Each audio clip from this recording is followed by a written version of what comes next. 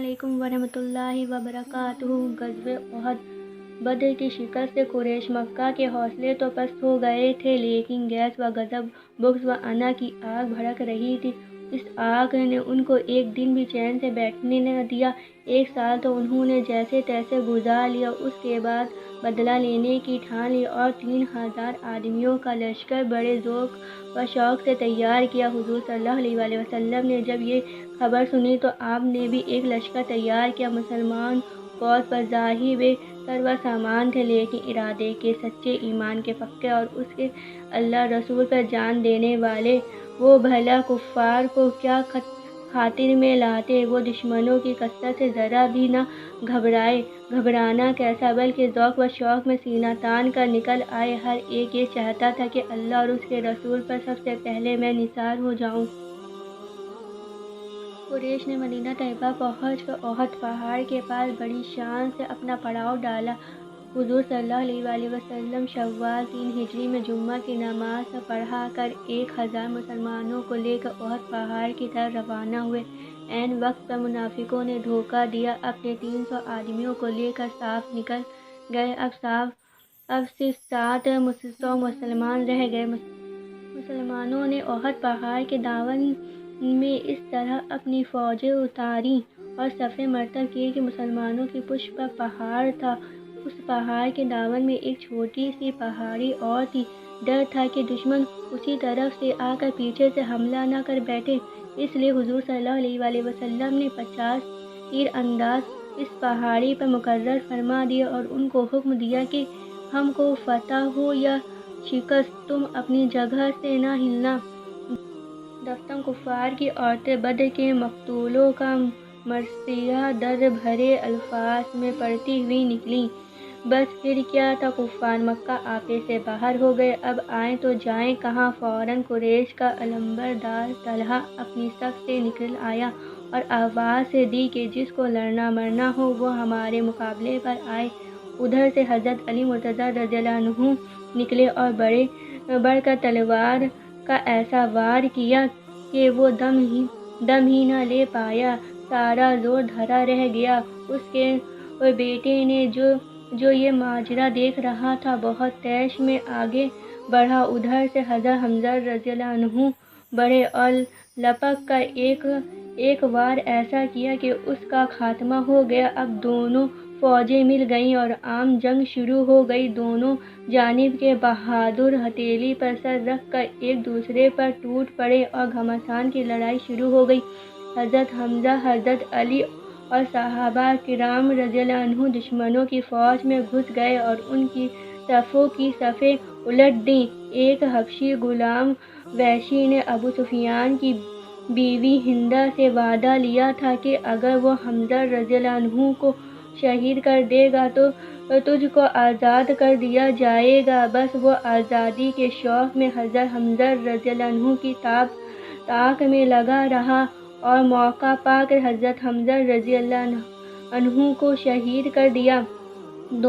دونوں فوجوں میں دیر تک زبردست لڑائی ہوتی رہی۔ دونوں طرف کے بہادر جان پر کھیل کر لڑ رہے تھے۔ ادھر شوق و شہادت اور اللہ کا کلمہ بلند کرنے کی فکر، ادھر اسلام کے مٹانے کی تمنا۔ دونوں طرف کے بہادر اپنے مقصد کو پورا کرنے میں آڑی چوٹی کا زور لگا رہے تھے۔ سر کا پسینہ پاؤں کو آ رہا تھا۔ آخر کار صحابہ کرام رضی اللہ عنہ کے زبردست حملوں سے کفار کے پاؤں اکھڑ گئے اور وہ پاؤں سر پر رکھ کر بھاگ نکلے۔ اب مسلمان مال غنیمت جمع کرنے میں مشغول ہو گئے۔ اس وقت مسلمان کا وہ دست بھی جس کو آپ نے پہاڑی پر حفاظت کے لیے مقرر کیا تھا، گھاٹی کی نگرانی اس خیال سے چھوڑ کر کہ اب تو فتح ہو گئی ہے، ہٹنے میں کوئی حرج نہیں، پہاڑی سے اتر آیا۔ ان کے سردار عبداللہ ابی حیبر نے بہت روکا، حضور صلی اللہ علیہ وسلم کا حکم یاد دلایا، مگر وہ نہ رکے۔ خالد بن ولید جو ابھی تک مسلمان نہیں ہوئے تھے اس طاق میں لگے ہوئے تھے۔ جیسے ہی پہاڑی خالی ہوئی فوراً ایک دست کے ساتھ پہاڑی کی پشت سے آ کر بے خبری میں مسلمانوں پر حملہ کر دیا۔ مسلمان بالکل بے خبر مال غنیمت میں مشغول تھے۔ ایک دم سے حملہ ہوا تو بدحواس ہو گئے اور اس بدحواسی میں اپنے ہی لوگوں پر پلٹ پڑے۔ اسلامی لشکر کے نمبردار حضرت معاذ بن عمیر رضی اللہ عنہ ایک کافر کے ہاتھ سے شہید ہو گئے۔ یہ صورت میں حضور صلی اللہ علیہ وسلم کے بہت مشابہ تھے۔ ان کا شہید ہونا تھا کہ کافروں نے شور مچا دیا کہ محمد صلی اللہ علیہ وسلم شہید ہو گئے۔ اس خبر نے مسلمانوں کی جان پر بنا دی۔ ان کے رہنے سہنے جوش جاتے رہے اور کافروں کا یہ حال کہ ایک پر ایک ٹوٹے پڑے تھے اور سارا زور ان کا حضور صلی اللہ علیہ وسلم کے جانب تھا۔ چاہتے تھے کہ کسی طرح حضور صلی اللہ علیہ وسلم تک پہنچ جائیں۔ اتفاق کی بات کہ صفوں کی بے ترتیب سے حضور صلی اللہ علیہ وسلم کے لیے راستہ بالکل صاف تھا، لیکن چند صحابہ حضور صلی اللہ علیہ وسلم کو چاروں طرف سے گھیرے ہوئے تھے، جس کی وجہ سے کفار کو موقع نہ ملا۔ جو لوگ حضور صلی اللہ علیہ وسلم کی شہادت کی خبر سن کر بدحواس مارے ادھر ادھر پھر رہے تھے، اتفاق سے انہی میں سے کسی کی نگاہ اچانک آپ پر پڑ گئی اور وہ ایک دم چلا اٹھا، مسلمانوں یہاں آؤ، اللہ کے فضل و کرم سے ہمارے رسول صلی اللہ علیہ وسلم یہاں موجود ہیں۔ یہ سن کر مسلمانوں کی جان میں جان آئی اور وہ پروانہ وار ٹوٹ پڑے اور آپ کو بیچ میں لے لیا۔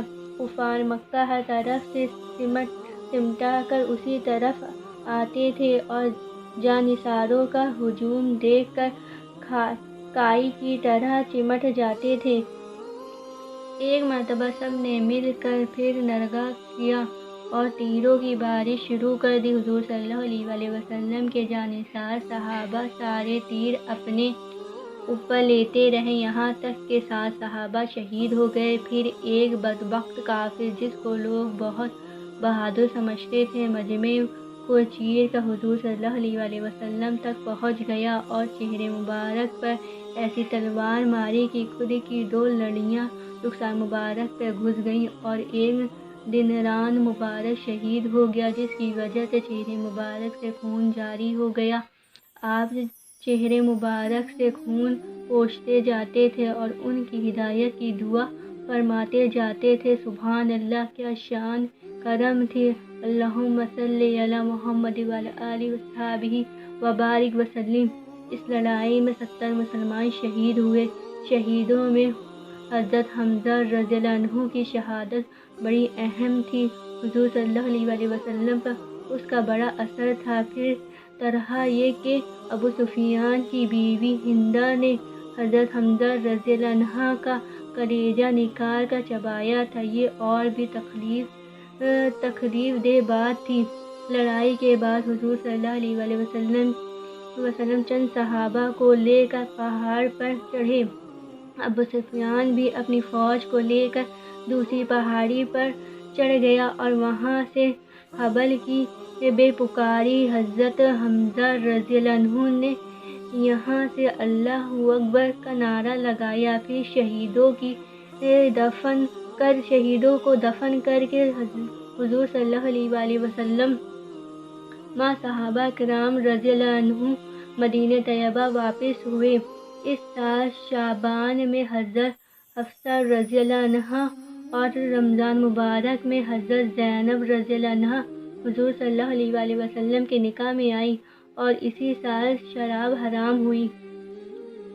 یہودیوں کی شرارت۔ مدینہ طیبہ میں یہودیوں کی بھی آبادی تھی، ان کے کئی قبیلے آباد تھے۔ حضور صلی اللہ علیہ وسلم نے ان سے اس بات پر صلح کی تھی کہ ہمارے ہر حال میں شریک رہنا، اور انہوں نے وعدہ بھی کیا تھا، لیکن جس میں ایمان نہیں اس کو اپنی بات کا پاس کہاں وہ صلح اور معاہدے کے باوجود اندر ہی اندر اسلام کی جڑ کاٹتے رہے اور قریش مکہ سے ساز باز کرتے رہے اور چپکے چپکے خود حضور صلی اللہ علیہ وآلہ وسلم کے قتل کی تدبیریں کرتے رہے۔ جب یہودیوں کی طرف سے متعدد بدعہدیاں ہوئیں اور دشمنی کی آگ جو ان کے دلوں میں زمانے سے سلگ رہی تھی بھڑک اٹھی، تو حضور صلی اللہ علیہ وآلہ وسلم نے ان کی تنبیہ ضروری سمجھی، جس کی بھنک پا کر یہ یہودی کچھ روز تک قلعے میں بند رہے، پھر مدینہ طیبہ چھوڑ کر خیبر کی طرف چل دیے۔ اسی سال صفر کے مہینے میں 70 صحابہ کی ایک جماعت نجد کی طرف تبلیغ کے لیے روانہ ہوئی۔ راہ میں چند قبیلوں نے مل کر ان کو گھیر لیا اور جنگ شروع کر دی، جس میں تمام صحابہ شہید ہو گئے۔ اس کے علاوہ قریش مکہ اور ان یہودیوں کی سازش سے متعدد لڑائیاں ہوئیں۔ آج کے لیے بس اتنا ہی، ہم ملیں گے آپ سے نیکسٹ ویڈیو میں۔ السلام علیکم ورحمۃ اللہ وبرکاتہ۔